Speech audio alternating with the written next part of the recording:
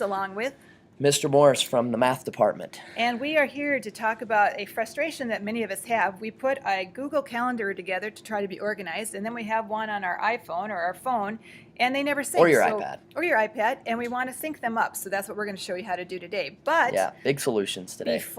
Have you heard about what's going on in science where they're trapping mice in mist tossins and ceiling? Yes, I've heard a rumor from students like Elliot Warner and Maria Lawrenson that there are mice in the science department's and they're trapping them, and I guess I'm kind of worried that they might be experimenting on those mice. Yeah, I could see Tossin Center staff keep doing something like that.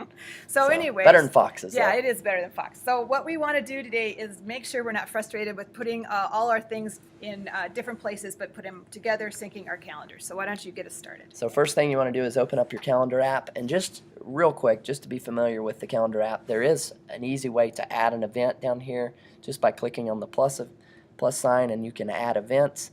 So if you're not familiar and you haven't been using this app, pretty easy to keep yourself organized. So I'm going to go ahead and cancel that, and then just to see what calendars you've subscribed to.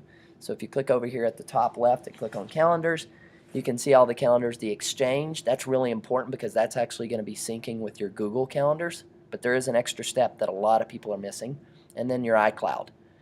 So what we're going to do now is show you how to sync your Google calendars. Even though we have the Exchange installed, we need to go ahead and sync it online. So I'm going to show you how to do that. So what we've done is we have a note here. Yep, right there. And this is the web address you're going to have to use, and we're going to put that up on Moodle on the front page. So you can click on that link, and what it's going to do, it's going to bring you to a site where you're going to have to enter in your Google credentials, and that's going to be your school email and password. So Miss Weezer Matthews, we're going to use hers. So all right. She's got her password hidden from you. And then it's going to bring you to a site called Google Sync, and it's really simple. You'll see any device that you have where you've installed the Exchange onto a device. So if she has her Google Calendars installed on her iPhone and iPad, but this extra step is really important. So she's just going to click on her iPad,